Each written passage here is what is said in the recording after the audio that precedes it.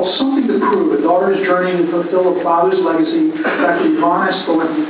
The book chronicles Dr. Thornton's journey to achieve the goals her father laid out for her in childhood, which were first introduced to readers in her memoir, The Ditch Sifter's Daughter, which was adapted into an award-winning TV movie and translated into 19 languages. And ironically, one of our assistants here tonight is a good friend was the producer of that, so it's a small world. It's a funny, intriguing, honest, and ultimately movingly human.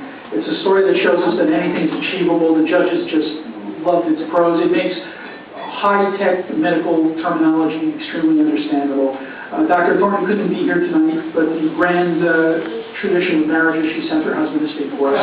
So let's have a nice introduction of Yvonne Thornton.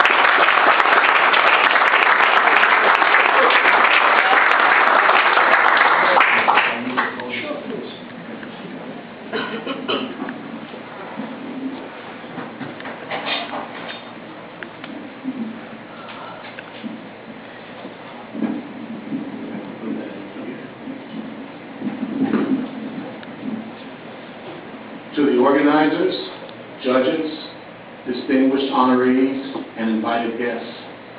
My name is Shearwood McClelland, and my daughter Kimberly and I are truly honored to accept the New York Book Festival Grand Prize on behalf of my wife, Dr. Yvonne S. Thornton, who unfortunately couldn't be here this evening because she is honoring a previous commitment in San Francisco, where her authorship of Something to Prove is also being recognized and celebrated.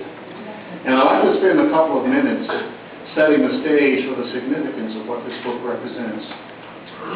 One of the half-truths that has, over time, disillusioned many aspiring minority people is that if you can somehow manage to get a good education, your problems in this country should be essentially over. Unfortunately, as Dr. Thornton learned, her real-life problems were just beginning.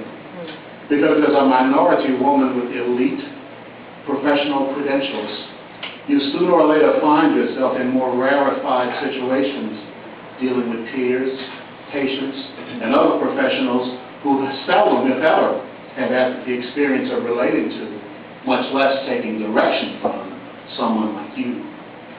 Despite her Ivy League medical education and her distinction as the first black woman in America board certified in high-risk obstetrics, Dr. Thornton encountered sexism, racism, cronyism, glass ceilings, and pettiness, even within the exalted field of the medical profession.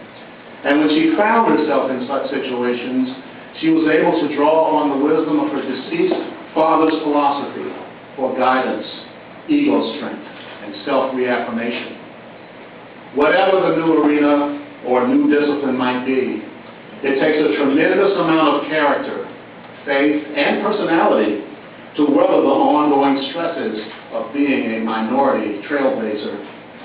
These are the individuals who somehow rise to the challenge of overcoming their own loneliness and doubts, who anticipate, sometimes in vain, the best behavior in others, while also striving in their most private of moments to bring out the best in themselves.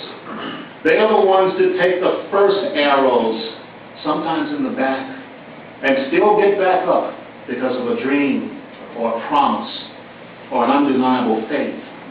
And they are the ones who keenly, most are aware that given the uniqueness of their person, time, and place, they will always have something to overcome, someone to convince, and something to prove.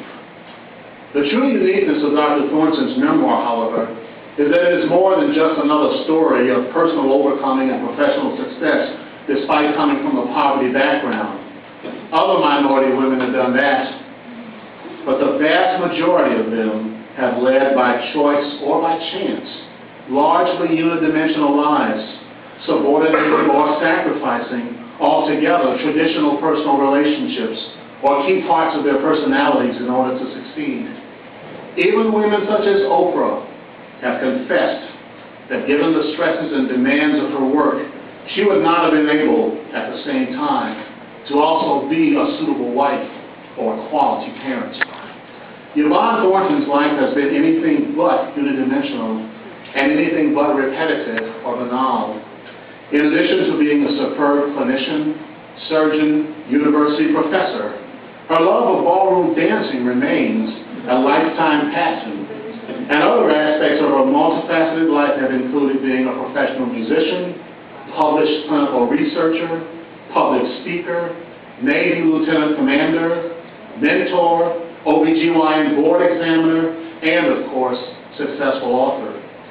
Moreover, holding dear to her heart her mother's wisdom of many years ago on her wedding day, that no amount of success in your profession can ever compensate for being a failure at home, she has managed to balance the demands of her profession with what she personally describes as the most challenging and rewarding of all of her passions, marriage and parenthood.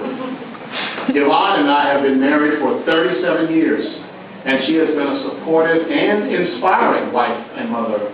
And we share the greatest pride in having raised two children who are wonderful and exceptional. Thanks, Daddy. Also, who have Harvard and Stanford degrees, and who both decided to follow in our paths and go on to medical school to become physicians. In closing, this memoir chronicles some of the more dramatic, insightful, and even humorous moments in the life of the first ditch digger's daughter to receive a medical degree. And my own bias notwithstanding, I believe those who read it will appreciate both within and between the lines a certain inner strength and a certain outer je ne sais quoi that has made Dr. Yvonne Shirley Thornton one of the most capable, unique, versatile, and resilient persons of any gender or race in the medical profession today. So once again, on behalf of Dr. Yvonne Thornton, I convey to you her most sincere thanks and appreciation for this highly coveted award, and her best wishes to all. Thank you.